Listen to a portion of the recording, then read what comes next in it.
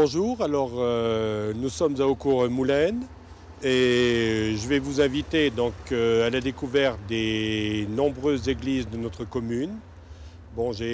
Normalement j'ai écrit le livre de la commune d'Eaucourt-Moulaine et les renseignements ont été surtout puisés aux archives communales. Et nous allons commencer par la partie d'Eaucourt-Centre, qui est la partie principale de notre commune, la plus vieille d'ailleurs, et par l'histoire de l'église Saint-Éloi. Donc on peut dire que les archives communales nous ont déjà permis de remonter en 1688. En 1688, le village était dépeuplé, mais on a constaté qu'il y avait eu autrefois une église à Eaucourt. Il est bien entendu qu'à l'époque, on ne comptait pas du tout les habitants comme maintenant. Il y avait à peu près une trentaine de feux à Eaucourt-Centre. Et c'est à remarquer quand même que pour le peu de nombre d'habitants, les gens devaient se rendre à l'église dans deux villages voisins, la moitié à Réon et l'autre moitié à Villers-la-Montagne. Donc les gens d'Eaucourt-Centre n'avaient même pas le jour de la fête qui tombait en même temps. Réon, la patronne, c'est Sainte-Geneviève, et à Villers-la-Montagne, c'est Saint-Sylvestre et Saint-Urbain. Il y avait aussi tout un tas d'histoires. Il fallait descendre à Réon par le bois. Les femmes se plaignaient des mauvaises rencontres et certaines même de viols. Et on peut dire qu'il faudra attendre 1685 pour commencer à trouver un registre des mariages tenu par Sieur Isette, qui deviendra d'ailleurs en 1688 le premier prêtre de la commune d'Eaucourt.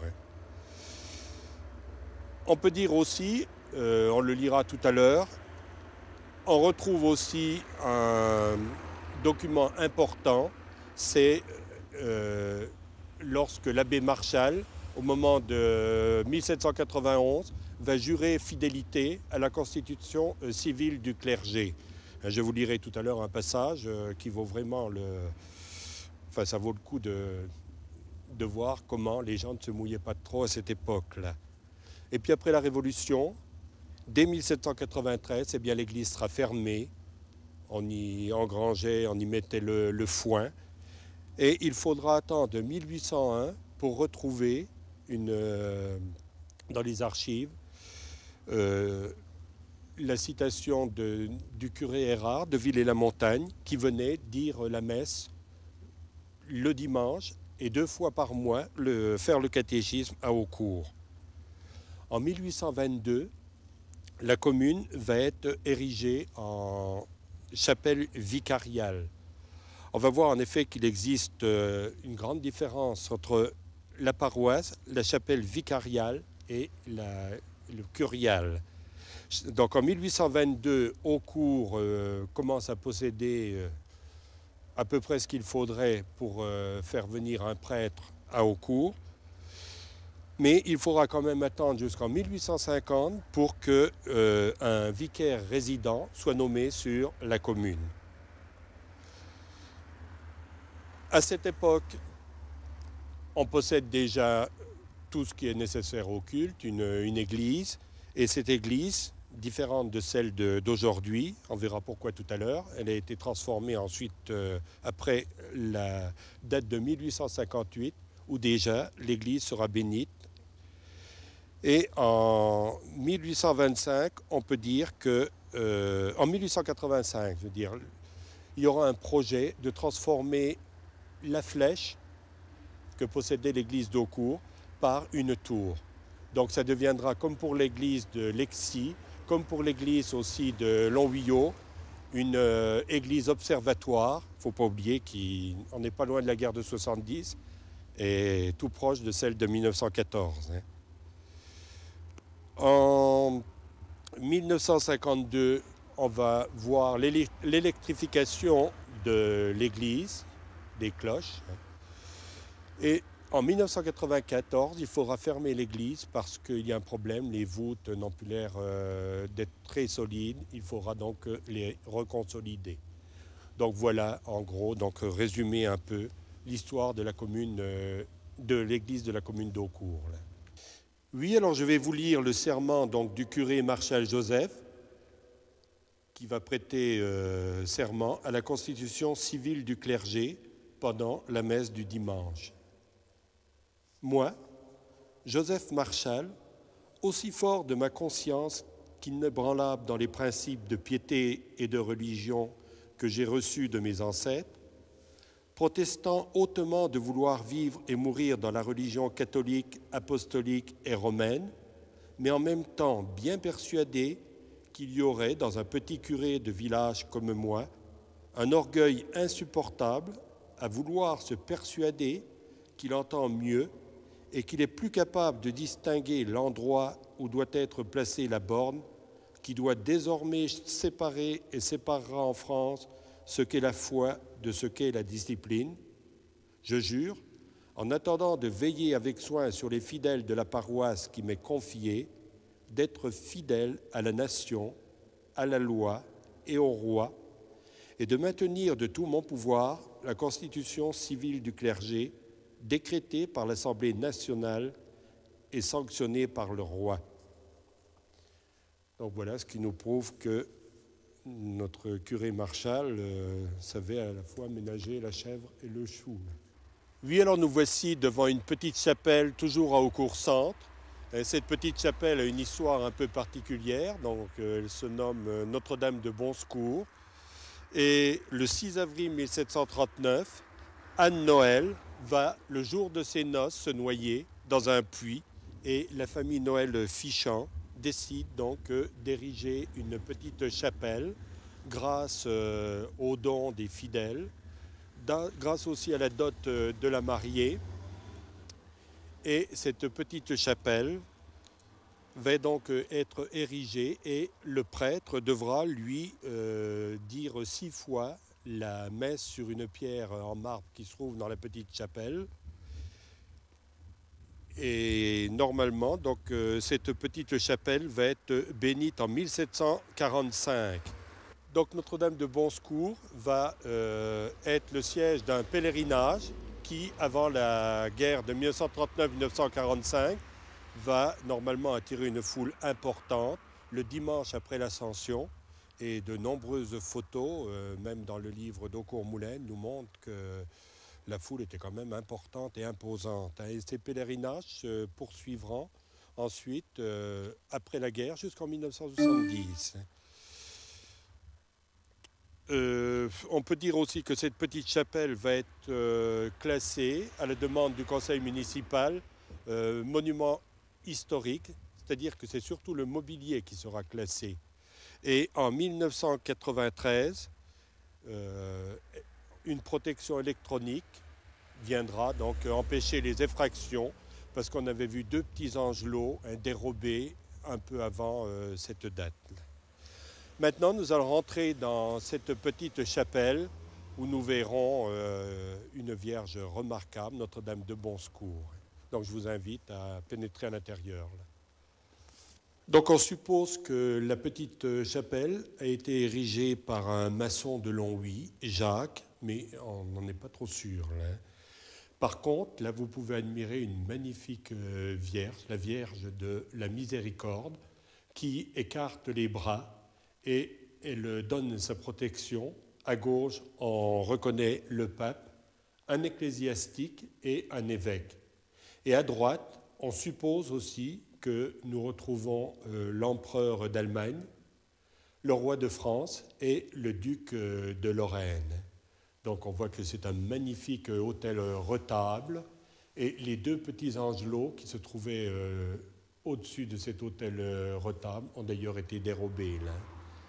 Donc vous avez ici un très bel autel avec une très belle Vierge, donc Notre-Dame de Bon Secours. Alors nous sommes devant un petit logement et ce petit logement a une histoire. Au point de départ, donc il fut habité par des ermites et par la suite la congrégation des ermites va donner le logement à la personne qui s'occupera de l'entretien de la petite chapelle Notre-Dame de Bon Secours. Et actuellement encore, donc, des personnes occupent ce petit logement à Haucourt. Alors c'est monsieur et madame Nel qui actuellement s'occupe de l'entretien de la petite chapelle et qui bénéficie donc de la gratuité du logement, hein, comme l'avait décidé la congrégation des ermites. Et nous remarquons au-dessus de la porte une très jolie pierre gravée, hein, une date 1700, je pense 56, où on retrouve donc un peu l'histoire de Anne-Noël qui s'est noyée donc le jour de ses noces. Hein. On arrive vraiment à lire Jean-Noël et Catherine Fichant, hein, sa femme. Hein. Donc on peut déchiffrer cette pierre en y prenant un peu le temps, quoi. Bon, alors nous voici à Saint-Charles, hein, et au point de vue donc, de l'église, c'est tout à fait différent des deux autres secteurs. On part de l'histoire de la vieille ferme là, qui va terminer son existence tout de suite après la guerre, et l'usine de Snell va racheter les terrains. Et dans les années 50, on va assister à l'opération Castor. L'usine de Snell va donc allouer aux ouvriers le terrain. L'État leur fera une subvention, leur octroiera une subvention, et avec 2000 heures de travail, ils vont pouvoir construire des maisons par groupe de 50, et ensuite ces maisons seront tirées au sort. Il est bien entendu qu'il faudra suivre automatiquement les magasins et puis aussi l'église. Donc la première église que nous trouverons sur Saint-Charles, c'est une petite chapelle. Elle sera construite en 1954 justement par les Castors. Et c'est une petite chapelle construite sous la direction de l'abbé Bernot d'Erserange, qui, au point de départ, hein, sera le prêtre de la commune. Jusqu'au moment où, en 1959, Saint-Charles va être érigé en paroisse. Lorenesco va alors décider de construire l'église et les deux petits bâtiments qui se trouvent à côté, qui étaient les salles de catéchisme pour les enfants de Saint-Charles. L'église sera bénite en 1966 par Monseigneur Pirolet. Alors elle est tout à fait différente des autres. C'est une église de béton, une église de bois. Elle ressemble étrangement à l'église du plateau de Mont-Saint-Martin. Et le premier abbé donc, sera l'abbé Rosati. Nous trouverons ensuite le père Éliseo à partir de 1982.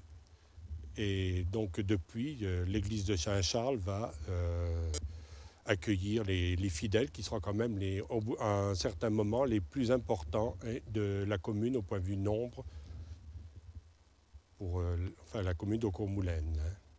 Alors nous voici à Moulaine, troisième secteur de notre commune d'Haucourt-Moulaine. Et là, donc, les histoires des églises sont tout à fait différentes. On peut parler plus de chapelles que d'églises. Nous sommes juste devant la chapelle de Saint-Jacques, une chapelle qui va être construite par les aciéries de Longwy vers 1913. Et tout à l'heure, nous irons donc filmer un lavoir qui date de la même époque, et vous verrez que la façade reprend à peu près la même architecture que l'église. Donc cette chapelle est du style roman, et elle sera donc bénite par Monseigneur Ruche. En 1971, la commission de sécurité visite cette chapelle et elle décide sa fermeture.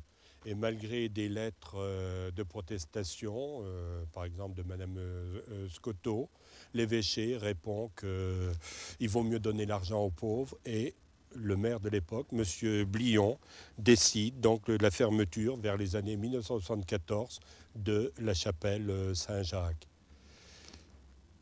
Les gens donc sont bien embarrassés. À un certain moment, le culte se continuera sur l'ancienne école ménagère qui se trouve sur ma gauche. Même dans les bains-douches qui sont pratiquement détruits maintenant.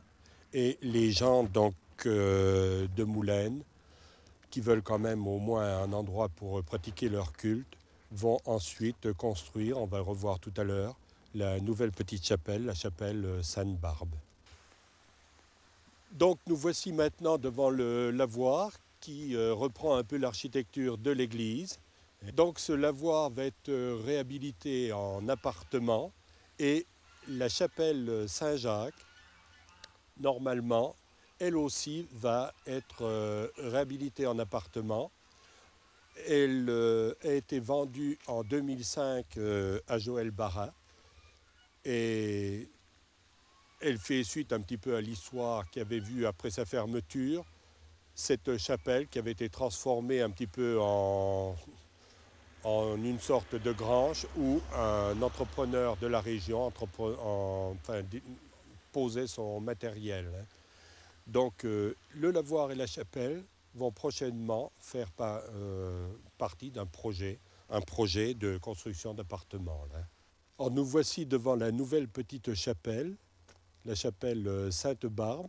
Donc les gens de Moulins qui veulent un endroit pour pratiquer leur culte vont donc construire sous la direction de Jean Rondel et aussi avec l'aide de Serge Orsuki, décédé récemment, cette petite chapelle, qui demeure d'ailleurs propriété communale, étant donné que la commune a donné le terrain et la plupart des matériaux. Donc je vous invite quand même à pénétrer à l'intérieur, parce que malheureusement, lorsque la chapelle Saint-Jacques fut vendue à un entrepreneur, les différents registres de baptême furent perdus. La chapelle avait été vendue en l'état et malheureusement, lorsque le prêtre a voulu récupérer tout ce qui se trouvait à l'intérieur, il était trop tard. Moulins perdra donc sa sainte barbe qui est partie vers des cieux plus cléments, vers la côte d'Azur. Bon, dernièrement, on a pu en récupérer une image, mais malheureusement, là aussi, elle est perdue pour les gens de Moulins. Mais pénétrons à l'intérieur et vous verrez qu'il nous reste quand même encore de belles statues. Alors nous voici devant la Vierge à l'enfant. C'est une reproduction en bois polychrome, une très jolie statue qui se trouvait dans la chapelle Saint-Jacques. Et cette statue, comme la plupart des églises environnantes, donc représente la Vierge et l'enfant Jésus. C'est un peu une résurgence des Vierges espagnoles. Il ne faut pas oublier que Marville, au temps de Louis XIV, était espagnol et on retrouve ces Vierges dans la plupart de nos églises environnantes. On la retrouve à Longwy, Notre-Dame de Longwy, on la retrouve à Ballieu, Notre-Dame de Ballieu, à Aviotte. C'est toujours la Vierge et l'enfant Jésus. Alors une autre jolie statue aussi, un peu différente de la Vierge à l'enfant, c'est la Sainte Barbe, la Sainte Barbe des mineurs de Longwy, de la mine de Longwy, qui se retrouve dans cette petite chapelle. Elle avait été offerte à Serge Orsuki, qui avait travaillé à la mine de Longwy après la fermeture de la mine de Moulins. Et cette petite statue, donc, a aussi une place bien à elle dans cette petite chapelle, la chapelle Sainte-Barbe. Je vous remercie d'avoir voulu nous suivre pour cette petite visite des églises de la commune d'Aucourt-Moulins et devant cette très belle statue en bois polychrome. Je vous invite à venir vous promener dans notre commune. Malheureusement, étant donné bien sûr les nombreux vols dans la région, la plupart des églises sont fermées, sauf Notre-Dame de Bon Secours qui est ouverte tous les jours. Et vous pouvez donc aller voir la Vierge de la Miséricorde. Pour les autres églises, il vaudrait mieux venir au moment des différents cultes. Donc le programme, je pense, se retrouve dans le journal Le Républicain Lorrain, là, programme des messes. Là. Voilà, merci de nous avoir suivis pendant cette belle promenade au travers les églises de notre commune.